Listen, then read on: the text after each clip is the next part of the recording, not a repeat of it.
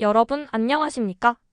오늘 이 시간에는 우리 응급구조학과 여러분이 임상 현장에서 환자의 생명을 살리기 위해 가장 핵심적으로 다루어야 할 제9장 호흡 및 인공환기 파트를 깊이 있게 학습하겠습니다. 화면의 제목을 보십시오. 해부 생리학적 기초부터 전문 기도 유지술까지 아우르는 임상 프로토콜이라고 되어 있습니다. 지난 시간에 기도를 개방하는 법을 배웠다면 이번 시간에는 열린 기도를 통해 실제로 산소를 불어넣고 환기, 세포까지 산소가 전달되도록 돕는 모든 과정을 다룹니다. 여러분, 호흡이 멈추면 심장도 곧 멈춥니다. 오늘 이 장장 긴 강의를 통해 여러분은 환자의 호흡이 적절한지 평가하는 눈을 기르고 포켓 마스크부터 백밸브 마스크, 그리고 응급구조사의 꽃이라 불리는 기관 내 삽관과 성문외 기도기까지 모든 양압 환기와 산소 치료 기술을 완벽하게 마스터하게 될 것입니다. 생사를 가르는 이 중요한 술기들의 세계로 꼼꼼히 들어가 보겠습니다. 집중해 주시기 바랍니다. 본격적인 환기술기에 앞서 우리가 돕고자 하는 호흡이 도대체 어떻게 이루어지는지 해부 생리학적 기초를 다져보겠습니다. 호흡은 크게 두 가지로 나뉩니다. 폐포와 혈액 사이에서 가스가 교환되는 외호흡과 혈액과 세포 사이에서 이루어지는 내호흡입니다. 여기서 중요한 점은 우리가 숨을 들이마시는 들숨 과정이 음압환기라는 사실입니다. 가로막과 바깥갈비 사이근이 수축하면서 가슴 안 흉곽이 팽창하면 내부 압력이 대기압보다 낮아져 공기가 폐로 빨려 들어오게 됩니다. 이 호흡을 지휘하는 통제탑, 즉 호흡 중추는 뇌줄기의 숨내와 다리 내에 있습니다. 이 중추는 혈액 속의 산소, 이산화탄소, 그리고 pH 농도를 화학적으로 감지하여 즉각적으로 호흡수와 깊이를 조절합니다. 화면 우측의 폐용적 데이터를 보십시오. 시험에 아주 자주 나옵니다. 안정시 한 번 호흡할 때 드나드는 1회 호흡량은 약 500ml입니다. 그런데 이 500ml가 다 가스 교환에 쓰일까요? 아닙니다. 기도에 남아있는 사각량 150ml를 제외한 약 350ml만이 실제 가스 교환에 참여합니다. 여기에 최대한 들이마실 수 있는 들숨 예비량, 내쉴 수 있는 날숨 예비량을 더하면 폐활량 약 5000ml가 되고 숨을 끝까지 내쉬어도 폐에 남는 잔기량까지 모두 합치면 총 폐용적이 됩니다. 이 용어와 수치들 확실히 구분해서 기억하세요. 현장에 도착해서 환자를 보았을 때 이 환자에게 인공호흡이 필요한지 아닌지를 1초 만에 판단해야 합니다. 그 기준이 바로 호흡의 적절성 판별입니다. 적절한 호흡이란 생명을 유지하기에 충분한 호흡을 말하며 부적절한 호흡은 그대로 두면 장기 손상과 사망에 이르는 상태입니다. 기준을 살펴볼까요? 첫째, 호흡수입니다. 성인은 분당 12회에서 20회, 소아는 15에서 30회, 영아는 25에서 50회가 정상입니다. 이 기준치를 초과하거나 미달하면 부적절한 호흡입니다. 둘째, 리듬이 규칙적이어야 합니다. 셋째, 호흡음입니다. 청진시 잡음이 없고 양측이 동일해야 하는데 색색거리는 천명음 같은 잡음이 들리거나 아예 호흡음이 소실되었다면 매우 위험한 상태입니다. 넷째, 가슴 팽창과 호흡 노력입니다. 양측 가슴이 대칭적으로 팽창하며 힘들이지 않고 쉬어야 정상입니다. 목이나 복부에 보조근을 써가며 헐떡인다면 부적절한 호흡입니다. 부적절한 호흡을 보인다면 응급구조사는 관찰만 해서는 안 되며 즉각적인 양압 환기 보조에 들어가야 한다는 점을 명심하십시오. 환자의 호흡이 멈추었거나 턱없이 부족하다면 우리는 양압 환기, 즉 밖에서 압력을 가해 공기를 밀어넣는 인공환기를 시작해야 합니다. 가장 기본적인 입대입 인공호흡은 구조자의 날숨을 불어넣는 것이지만 감염 위험 때문에 현장에서는 반드시 장비를 써야 합니다. 화면 좌측의 포켓 마스크를 보십시오. 일방향 밸브와 필터가 있어 감염을 막아주며 산소를 연결하면 50에서 55% 농도의 산소를 줄 수 있습니다. 우측은 현장 양압 환기의 표준인 백밸브 마스크입니다. 산소 저장 주머니를 달고 고유량 산소를 틀면 무려 100%에 가까운 산소를 공급할 수 있습니다.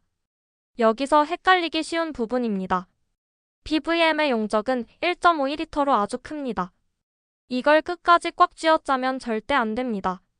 환자 가슴이 팽창할 정도인 100의 3분의 1 정도만 부드럽게 짜주어야 합니다. 그리고 마스크를 얼굴에 밀착시키는 이 시술기를 주목하세요. 한 손의 엄지와 검지로 C 모양을 만들어 마스크를 누르고 나머지 세 손가락으로 이 모양을 만들어 아래턱을 들어올려 기도를 엽니다. 이 술기는 1인보다 2인 1조로 시행할 때 밀착과 환기 효율이 극대화된다는 점을 이해하시면 됩니다. 우리가 현장으로 들고 가는 산소통은 환자의 생명줄입니다. 산소통의 크기는 휴대용인 D형, E형부터 구급차에 고정하는 거대한 M형, G형, H형까지 다양합니다. 여러분, 화면의 산소통 사용시간 계산 공식은 시험에 무조건 나옵니다.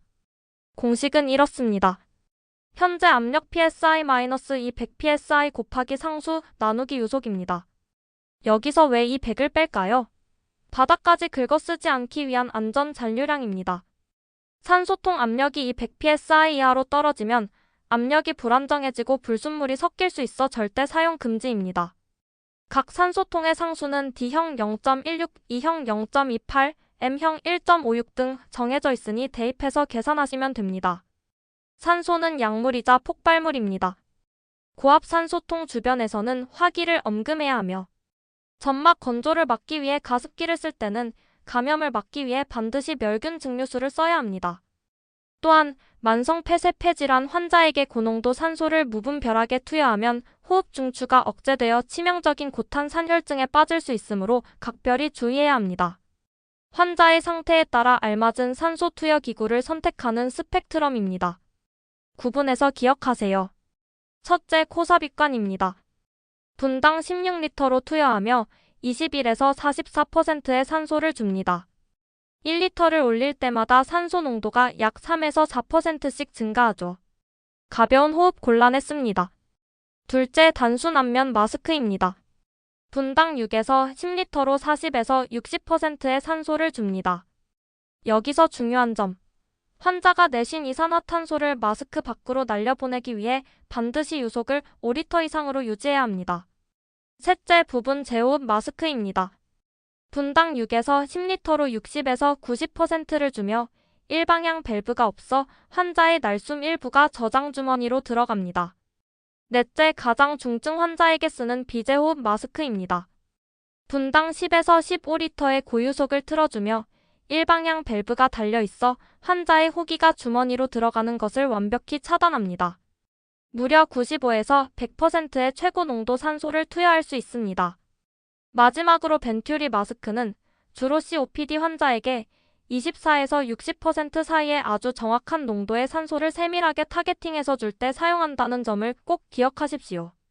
이제 환기 장비를 넘어 전문적인 기도 확보 장비로 넘어가겠습니다. 이 그래프는 우리가 기도를 다루는 전략적 방향, 즉 연속성 모델을 보여줍니다. 가로축은 침습성 및 술기 난이도, 세로축은 산소 농도 및 기도 보호력입니다. 좌측 하단의 코삽입관이나 단순 마스크는 침습성이 전혀 없지만 기도가 막히거나 구토물이 넘어가는 것을 방지할 수는 없습니다. 환자가 의식을 잃으면 중간 단계인 성문의 기도기로 넘어갑니다. 맹목적으로 쉽게 삽입할 수 있고 어느 정도 기도를 보호하지만 완벽하지는 않습니다. 최우측 상단에 있는 것이 바로 기관 내 삽관입니다. 가장 침습적이고 후두경을 다루는 고도의 숙련도가 필요하지만 성대를 통과해 커프를 부풀리기 때문에 위액역류나 이물질로부터 기도를 100% 완벽하게 보호하는 기도 관리의 끝판왕이자 골드 스탠더드라고 이해하시면 됩니다. 기관 내 삽관을 성공하려면 외부에서 눈으로 성대를 직접 보아야 합니다. 그러기 위해서는 구부러진 길을 일직선으로 펴주어야 하죠. 이것이 바로 해부학적 정렬입니다. 화면을 보시면 인체에는 구강축, 인두축, 후두축이라는 3개의 축이 있습니다. 이 축들을 일직선에 가깝게 맞추기 위해 환자의 머리 밑에 수건을 받쳐 머리를 약 10cm 정도 들어 올립니다. 이 자세를 턱이 살짝 들려 냄새 맡는 자세라고 부릅니다. 하지만 여러분, 여기서 가장 중요한 절대 원칙이 있습니다. 붉은색 경고창을 보십시오. 교통사고나 추락 등 경추 손상이 의심되는 환자에게 이 냄새 맡는 자세를 취하게 하려고 목을 꺾어버리면 환자는 즉시 전신마비가 됩니다. 경추 손상 시에는 이 자세가 절대 금기이며 목을 움직이지 않는 다른 특수한 방법을 써야 합니다. 시험에 아주 자주 출제되는 핵심 포인트입니다. 성대를 들여다보기 위해 입안으로 집어넣는 쇳덩어리 기구, 후두경의 날 선택 기준입니다. 모양에 따라 기전이 완전히 다르므로 구분해서 기억하세요. 좌측은 곡선형인 매킨토시입니다. 끝부분을 혀뿌리와 후두 덮개 사이의 공간인 후두 덮개 계곡에 위치시킨 후 위로 들어 올립니다. 그러면 목불 덮개인대가 당겨지면서 간접적으로 후두 덮개가 딸려 올라가 성대가 보입니다. 혀를 조절하기 쉬워 주로 성인에게 널리 씁니다. 우측은 직선형인 밀러입니다. 이것은 아예 덮개 자체인 후두 덮개 직하방에 날을 넣고 직접 번쩍 들어 올려 성문을 노출시킵니다. 후두 덮개가 상대적으로 크고 축 늘어져 있는 영아나 소아 환자에게 압도적으로 유리한 구조입니다. 자, 이제 실제 기관 내 삽관을 수행하는 4단계 프로토콜입니다. 1단계 전산소화입니다. 삽관을 시도하는 동안에는 숨을 쉴 수 없으므로 시도 전 BVM을 통해 2에서 3분간 100% 산소로 과한기를 제공해 폐에 산소를 비축해 둡니다. 2단계 튜브 선택입니다. 튜브는 내경 기준입니다. 성인 남성은 7.0에서 8.5mm, 성인 여성은 6.5에서 8.0mm를 준비합니다. 소화는 나이를 4로 나누고 4를 더한 공식 기준을 씁니다. 3단계 후두경 진입 및 BURP 술기입니다. 오른손으로 입을 벌리고 왼손에 쥔 후두경을 입 오른쪽으로 진입시켜 혀를 좌측으로 밀어냅니다. 이때 사이 모두 전상방으로 들어 올려야지 손목을 까딱 꺾으면 환자 앞니가 몽땅 부러집니다. 성대가 잘 안 보일 때는 밖에서 보조자가 반지 연골 부위를 뒤로, 위로, 오른쪽으로 눌러주는 BURP 술기를 적용해 시야를 틔웁니다. 4단계 삽입 및 깊이 조절입니다. 튜브가 성문을 통과하면 3에서 4cm 더 밀어 넣습니다. 이상적인 위치는 기관 용골 상방 3에서 5cm 지점입니다. 성인 기준 앞니에서 튜브의 눈금이 남자는 평균 23cm, 여자는 21cm에 오도록 맞추는 것이 정석입니다. 튜브를 넣었다고 안심하면 안 됩니다. 튜브가 식도로 들어갔다면 환자는 그 즉시 사망합니다. 삽관 확인 절차는 헷갈리기 쉬운 부분입니다. 삽관 즉시 백을 짜면서 확인 체크리스트를 돌립니다.